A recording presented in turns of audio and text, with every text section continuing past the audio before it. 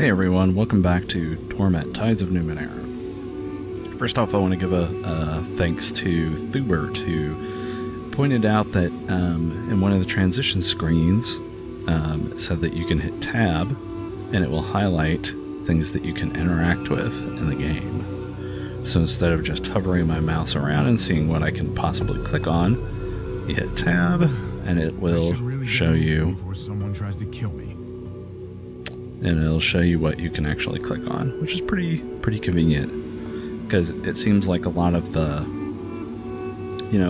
loot that I've actually found have been hidden in little caches and niches in the walls and stuff. So anyway, hopefully that'll be a thing. So thanks, Thubert. But we are here. We finally found Miel Avest, which is what is this? This is the stronghold. Stronghold? Is that the right word? It's the safe house, I think, for other cast-offs like me and Makina that are hiding from the Sorrow, that horrible creature that is trying to kill us all. So we're here looking for another cast-off named Mazoff, who helped create the Resonance Chamber where we started the game. And that's kind of been our main quest throughout the game, so that's where we are now. And here we are with this Sanctuary of Miel Avest. We're supposed to speak with... Mazoff is not among them, but maybe someone knows who he is, knows where he is, so we're supposed to speak with Adiris, sorry. But let's see who we can talk to. This man is less flesh than muscle, running in corded bands from his thick neck down his broad chest, wide arms, and calloused hands. He focuses on you, his cold eyes flicking from your face and the shape of your tattoo to the width of your shoulders, like a prospective buyer sizing up a particularly dangerous animal. Then he smiles, and it is wide and genuine as any you've seen. The most advanced of our sire's children, here at last. I'm surprised you didn't make your way here sooner. Who are you? I am Chalcedon, commander of the Changing God's forces in the endless battle, the guardian of his grand design, and his champion. Not that our sire truly needs my help, of course, but some here, and the very land he created for us, would rather acknowledge all he's done for us. Some of these disagreements can be resolved through debate, but not all, of course, not all. Have you seen the Changing God lately? No, but that's not unusual. His strategies absorb most of his time, which is why he leaves most of the work in the endless battle and the diplomacy in Miel Avest to me. As you might imagine, he measures time differently than us. It's been a number of years since I've seen him. I doubt our sire has noticed. You almost don't spot the unease beneath that grin, the hurt. Yeah. Tell me about his design. As you know, he moves from body to body. He does this to test the capabilities of those bodies to the fullest to ensure their strength, and when he has done so, he gives them to us, gives us life, so that we may continue using them in service of his plans. He is like a sculptor honing his art. So you see, he's not flitting from body to body like some manner of vapid insect. Each cast-off is an improvement over the last. And that means, of course, that you're the best of us, and the most suited to help us end this conflict. Makina snorts. Chalcedon completely ignores her. The Sorrow will find us. Before that happens, we must end our conflict with each other. We must prepare our defenses. We must find some way to stop it. You're not upset that I opened the portal? Well, he says, chuckling. There's a touch of unease in it, you notice. I argued for the portal's closure to begin with, so I'm concerned that it's open again. But I trust that our sire knew what he was doing when he made you, so I have no doubt that weakening our defenses is a smaller part of his greater strategy. Makina chuckles to herself. The large man turns her way scowling, and she holds his gaze. He is the one that looks away. Makina's pretty intimidating. Of course, our sire told me of his plans to build it. Wait, what did I say? I'm looking for a cast-off named Mazoff. Yeah, talking about the Resonance Chamber. Of course, our sire told me of the plans to build it. I should have known. Speak to Adiris if you haven't already. She will know where to find this Mazoff. Okay. And I think I'm just going to go around and talk to everybody. But we'll see. Let's not forget to do the tabbing. So these are other teleport pads. The air above this teleport pad is musty and smells like the entrails of some dead beast. It's unclear how Paj made it work because it's not functioning for you. Yep. And this one would let us leave. Yes. These machines draw power from somewhere underground, using it to generate the shields that color the sky. There are several of them around the sanctuary. This is a tip of some larger machine, perhaps what's powering the shield generators around the sanctuary. It hums softly, almost musically. Okay. Yes.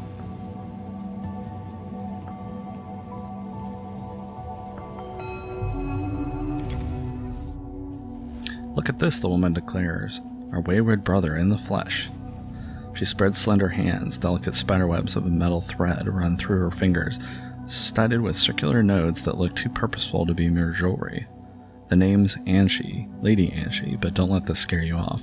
I sell rare Numenera and a place to rest at a fair price. You can also upgrade certain clothing and equipment, but that's a bit more expensive. She gives you an assessing eye. But I don't need to tell you that. Quality costs money. Anyone who tells you different is gonna take you for twice what you pay here. She claps her ornamented hands together with a clink. So what do you need? Do you get a lot of business here? Well, put it like that, no.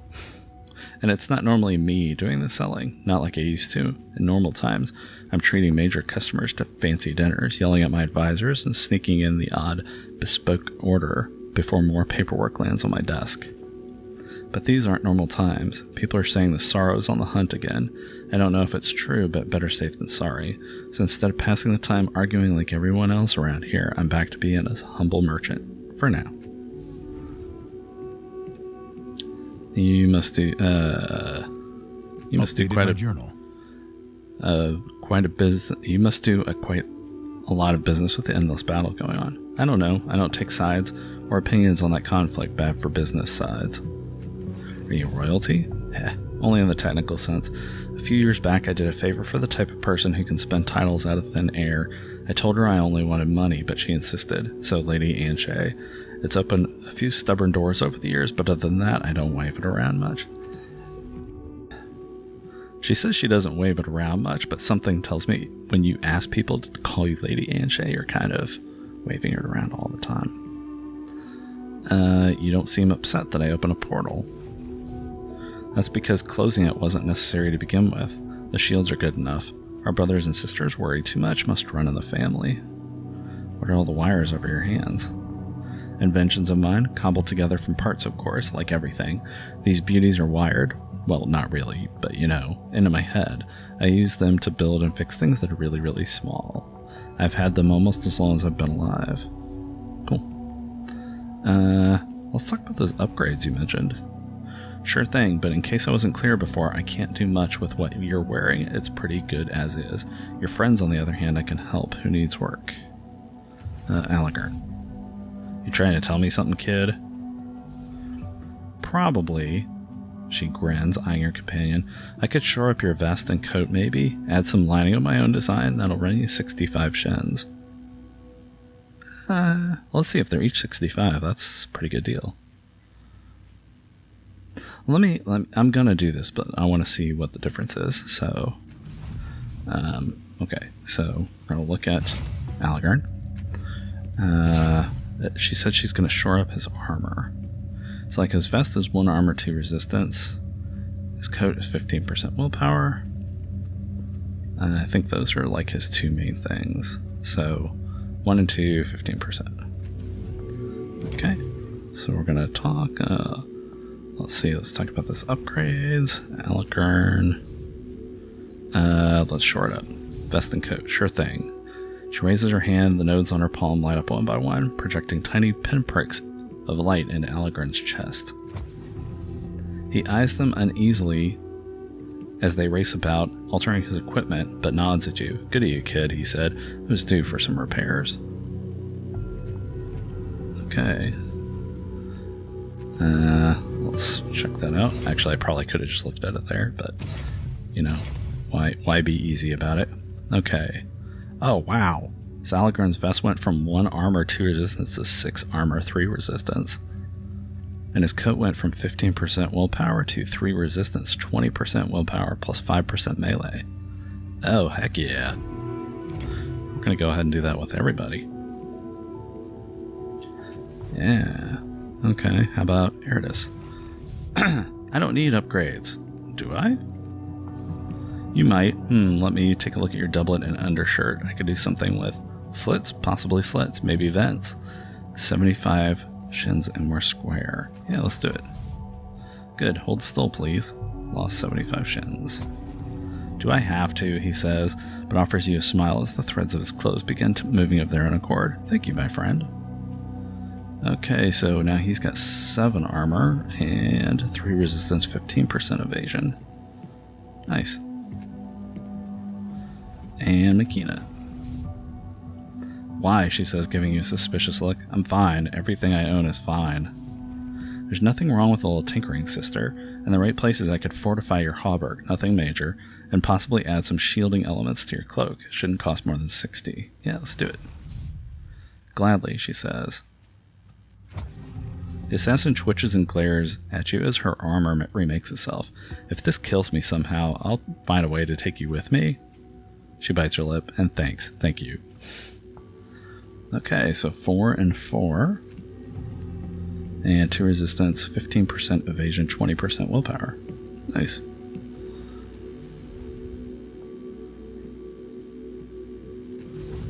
Okay, so, I mean, I didn't look at everybody's, but that seems like it should be a significant upgrade for everybody. I mean, I know for sure he didn't have 7 armor. And, like, his armor went up by 5. They now have better armor than me. But I guess that's to be expected. So I have 3 armor and it looks like 6 resistance.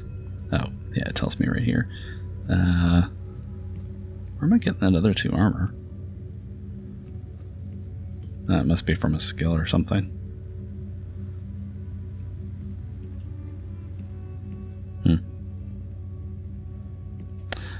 Yeah.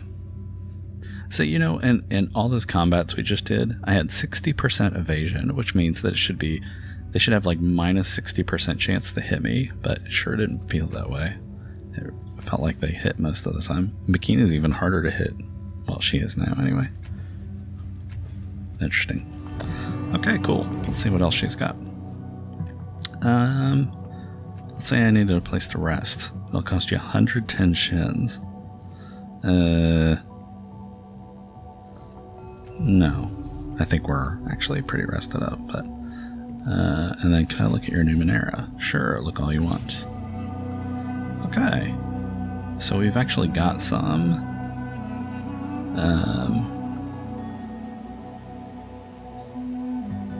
yeah, that's right. Okay, what do we have here? Mystic Marble, a Cipher. Summons a wisp that attacks nearby enemy on its turn, dealing 20 damage and 8 physical damage. That's pretty good. Kind of expensive, though. Ciphers are typically... yeah, Ciphers are the one-shot deals. Impressively Liberate Canister. Converts all damage to energy, plus 50% movement. Yeah. Permanent plus 1 resistance. That's not bad. Cloak. 3 resistance, 20% willpower, plus 5% on all intellect tasks. That's not bad. Too expensive for now, but spray flesh, that's good.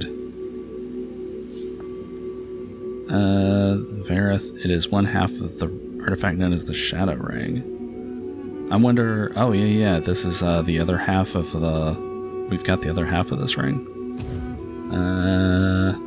That would take most of the rest of our money, so maybe we'll come back. Another Sting Charge, Slug Splitter. Okay. Again, better armor. Outworn Buckler. Runic Blade of Toldenor. That seems like an awesome weapon for Eridus there. Okay, so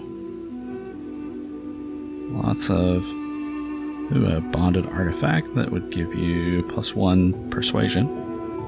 That's pretty good too. Okay, so looks like there's a couple things in here. I might just go ahead and buy this. Well, I'll tell you what. No, we'll come back. So there's a few things here, worth a few hundred shins. But we'll come back. The wind around this structure is oddly moist, and there's a smell you can't identify, an unfamiliar meat perhaps spoiling in sunlight. And there's something else, an acrid, silent tingling hanging in the air, the feeling of power held in reserve. You reach out to touch the sloping side, but hesitate. Strange. The surface is smooth, inviting even, and yet your instincts tell you there is something within the structure that wants you to touch it, to come inside, to yield and fall to the earth, exposing your softest parts too. You stumble back, shaking your head. Yeah, you don't want to do that. None of us are sure what it does, or why they first left it behind. I think it's a last-ditch defense against the sorrow if everything else fails. Others say different. Feels nasty, though, doesn't it? Okay. Well, I will just leave that be, then. Passageways of this structure are much too small for a human to enter. Thick floor blocks your view of what lies inside. Strange burbling noise emanates from deep within this device. Looks out over the valley like a guardian. Okay, let's see what else we have here. Who are you? Melmoth Leviarm. Your eyes are drawn to the tattered leather robes and the profusion of tubes that wire this man. He is lighter skinned, with piercing eyes and a hideous pitted scar on his face. He could be handsome, but centuries of neglect have ravaged his looks. He sees your companion and hisses, Makina. Melmoth, you know, I've always wondered, if you were to die, would your followers eat you? Yolan, for instance? How did that ever turn out? Yolan, ha. There's a name I haven't heard for some time. Your old friend left an inedible corpse, probably to hide the crimes you and he had planned. Now look, you've been away for a while, and I understand your memory isn't what it was. Did I dream someone was telling me that? Was it a vision? Bah, no matter, what was I saying? Something about my memory, a trenchant and witty comment about my powers of recollection, no doubt. You travel in bad company, sibling. Anger her and she'll find a way to scar you, even if she leaves no other mark on the world. Likely, she'll leave pain. It's immortality of a sort, I suppose. Castoff humor, you'll learn. Tell me about yourself. I'm Melmoth Leviarm. I'm the creator of the Dendra O'Her, the greatest, or at least most innovative of the brotherhoods that seek to pass along knowledge from one generation to the next. So many people back away from me because of the way I look, or the way I speak, but let me tell you that in this body I have lived countless lives, seen endless worlds, experienced memories that beggar description. I contain worlds, for they judge me by my appearance? No. I contain worlds, and they judge me by my appearance. Sometimes I wonder who I'm saving this knowledge for. Can you tell me about the Dendra O'Her?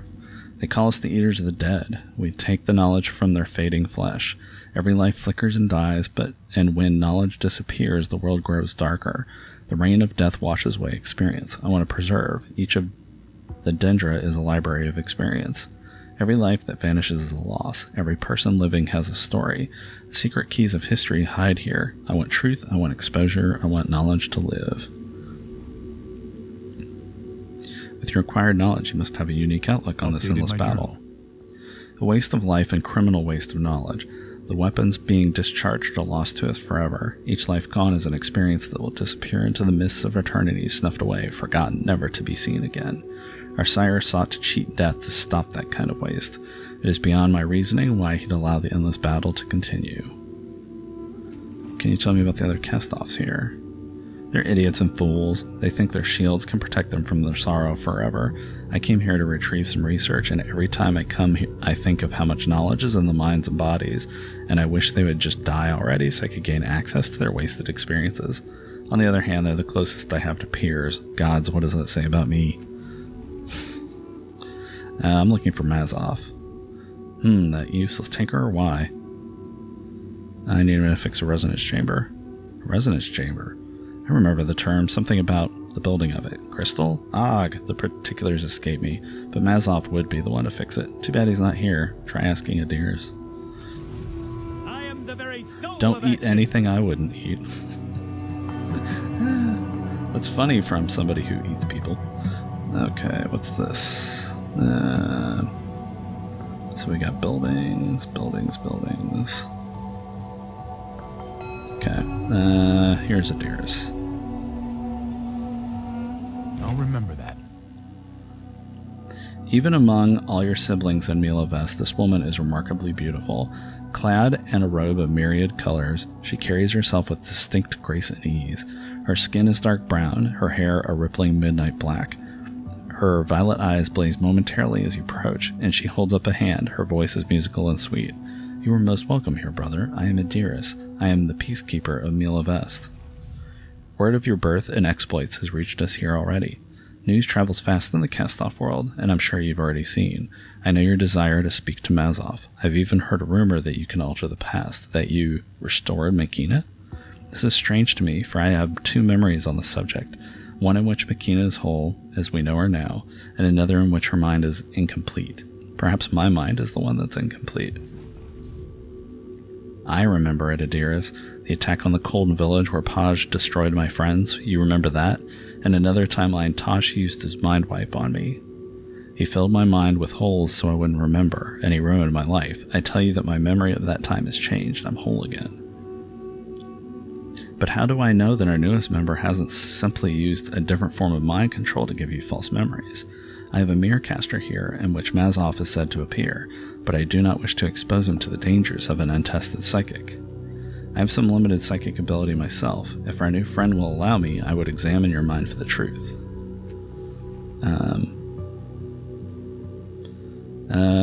If you must, but don't probe too deeply.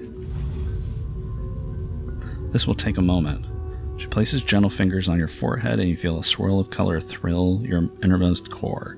A kaleidoscope of emotion shakes you, a gamut of experiences recognized and echoed, magnified and reflected. When she removes her hand, her eyes are wet with tears. Forgive my doubt, brother. I believe you now. I believe you are capable of changing reality. I'll remember that. But if anything makes me more leery of handling you a brother's mirror caster, if you wish to speak of Mazoff, you must prove to me that you can be entrusted with the minds of one of our brethren. You cured Makina, but did you understand Tosh? Did you take care of his innermost self as well? Before I can give you this mirror caster, I would have you speak with Melmoth Leviarm. It is my contention that we draw the sorrow to us with our abuse of the tides, which is why I do not use our tidal powers. I believe our use of these powers is inherently painful to those around us. For instance, was anyone with you when you awoke to consciousness? 2 people. I'd wager any simmering tension snapped into sharp focus. If they were lovers, for example, they might have fallen deep into love's spell, but if they were breaking apart, your blast of tidal energy would have risen them, destroyed their relationship. That's what happened, isn't it? They were not arguing for nothing. Go see Melmoth, ask him about the tides. When you're done with that, we will speak further. Okay, as you wish. Fine. But I would like to go and talk to everybody else first. Okay, looks like we've got a few others.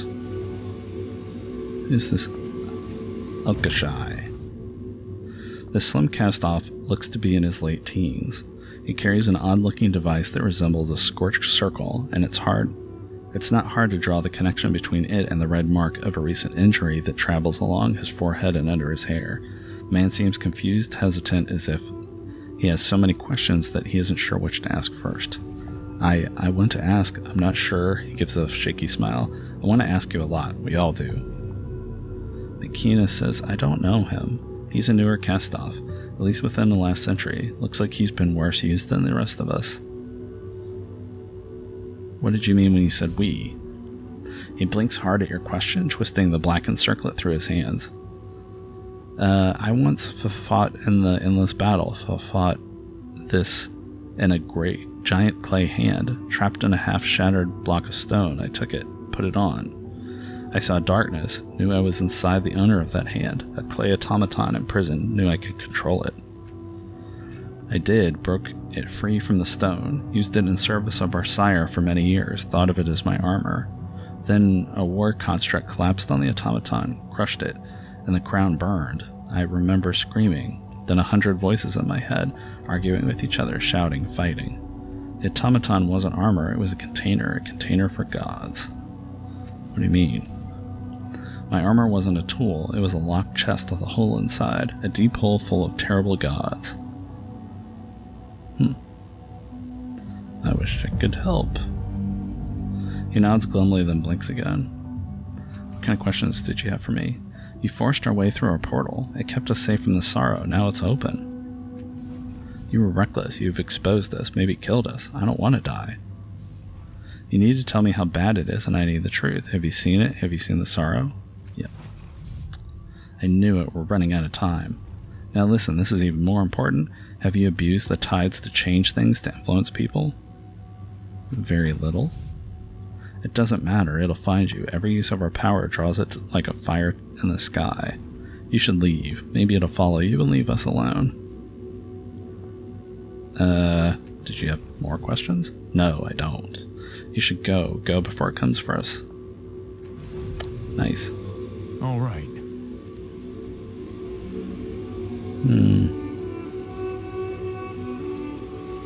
Okay. This woman bears a toothy smile, enjoying the anger in the man she's speaking with. You probably think you've won, then the endless battle would actually end. The man's face is flushed and angry, veins throb on his forehead, and his eyes are focused on his companion. Stop talking, Rama. Stop talking or I'll prove you wrong right now. Ah, but it wouldn't do anything of the sort. Even this argument is part of his plan, to which you have to, Andronis. If not for the law, you'd already be dead, traitor, fool. You child, you ingrate. Pardon me? What? They both shout in unison, whirling on you. What are you arguing about? Best stay out of it. Every second, even a second of her bootlicking nonsense is a waste of your time. Hide from the truth all you want. You know I'm right. You know it. Neither of you actually told me what you're arguing about. Of course I didn't. Andronis never lets me get a word edgewise. Why should I? All your words are his, and I've had enough of him for a lifetime. Tell me what you're arguing about. Grinding his teeth together, Andronis mainly shakes his head. She chuckles under her breath and runs an easy hand over her scalp. How long have you two known each other either? Anyway, too long. Agreed. Okay. That was... All right. That was an interesting bit of nothing.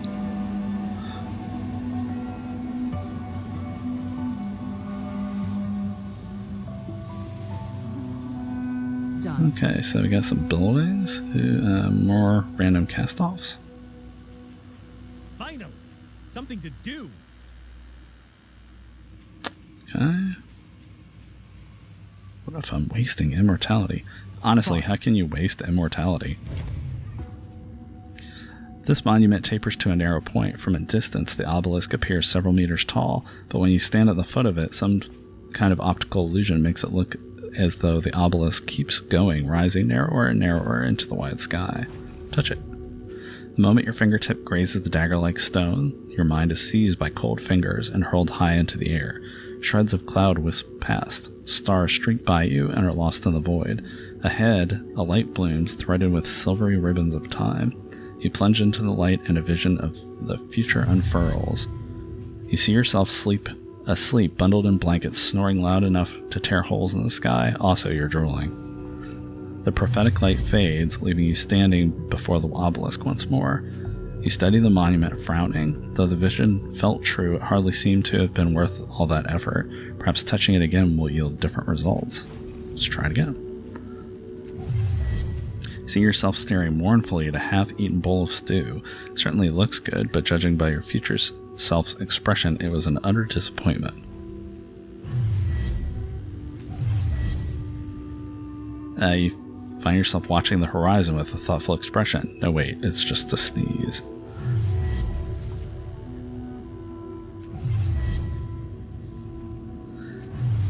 So it just gives you a bunch of kind of boring, useless it gives you a bunch of prophecies of just like really boring moments of a potential life or something like that. Okay, so let's go talk to Leviarn again. Fine.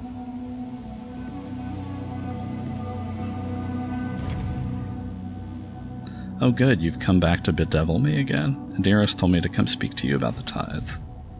You'll find none better to equipped to answer the question, certainly. The tides are an inextricable part of us, and... Wait, she sent you to me? He peers closely at you. Interesting. Every time I talk about the tides, she argues with me as if she's spent a fraction of the time I have in studying them. She probably said that we bring pain through our existence. Let me enlighten you. Everyone brings pain to others. I have experienced so many lives and memories, and one of the common threads in all of them is pain. Do we hurt other people? We do. But how do we differ from any mortal in this regard? Show me someone without pain and I will show you a corpse. And then I'll eat it. I'll remember that. We are imperfect. We leak tides or absorb them, or both. Our powers impinge on the minds of others, upon their nervous system if you prefer. We draw strength from them, we change them in the process, and not usually for the better. This is regrettable but unavoidable. Adiris may have said that the sorrow is hunting us because we abuse the tides or some such nonsense, but if that's the case, we're doomed by the nature of our existence. If true, why not use the powers we have? Adiris thinks that a tidal surge on my birth was responsible for a devastating argument between two humans. It's entirely possible. The tides are a psychic force, and when we're born, our minds snap into a particular shape and force out the residue. An unprotected mind nearby might well absorb some of this energy and react in unpredictable ways. But what of it? Does this change anything in your life? Two mortals had an argument. Oh no, boo-hoo.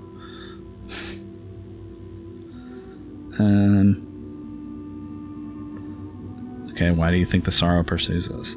I don't waste time worrying about it, like worrying about the death of the cosmos. It'll come sooner or later. You want supposition? Here's a list. Because of our mad creator, vengeance, sheer bloody-mindedness, maybe it loves the tides or loathes them. Could be he hates what we're doing with the tides, but if you talk to Adiris, say, you'll find she never uses hers. I use mine all the time, yet the sorrow would destroy us both. I worry more about the deaths of others and how I might gain some of their knowledge, not about the first dead vendetta, nor our creator's desire to kill us, nor certainly an unstoppable monster from the past. What do you mean that the tides are an inextricable part of us? Did you think you could come back from the dead because you were born lucky? Our bodies require tidal energy. Cut us off from that energy and we dissolve. It's the way we are structured, the way our sire created us. He invented a mental matrix and imposed it on the bodies he grew. I surmise that this matrix is what allows his consciousness to transfer, and what allows the tidal energy to permeate our forms. Without it, sploosh.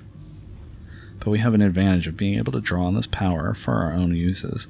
He constructed each of us along different lines, and because the patterns that hold us are different, is it any wonder we should be able to channel this into tidal surges?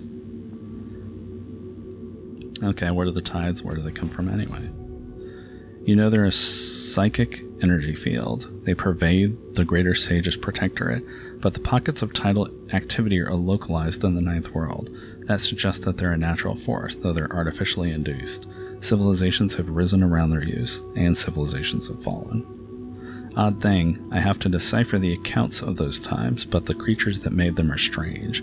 The sorrow shows up in images and sounds, and spectra I could barely understand. That's why I sought a better method. You get the occasional disease, a strong mind that doesn't want to share its memories with you, but everyone wants to be remembered. Talk to the voices long enough and you recognize you were their only true heir. And how do you know so much about the tides? 1, I am 100 years old. I am hundreds of years old. I can devote this kind of time. 2, I am dedicated to knowledge. 3, I will do anything in its pursuit. 4, learn to draw memories from dead people. 5, I sought dead who could teach me about the tides. Follow that trail of thought, you'll find me at the end. That's how I know. And why do I do this, do you think? Let me tell you, since you clearly wanted to ask. It's because the changing man thought the tides were important. He uses the tides to shape us. Do you want to know more about how you were created? I did, and so I researched the tides. The reason for this is that I'm not an idiot, unlike so many of our siblings. Thank you. I am the very soul of action. And we'll go back and talk to Adiris. But I'll tell you what, this is... Done. Hopefully we're going to get this mirror caster and we'll be able to go back into to the Mazov's memories, and maybe that will help us either give us the information we need about the resonance chamber or tell us where we can go to find him. But yeah, for now, I think this will be it for this episode. Thanks for watching. I'll see you soon. Take care.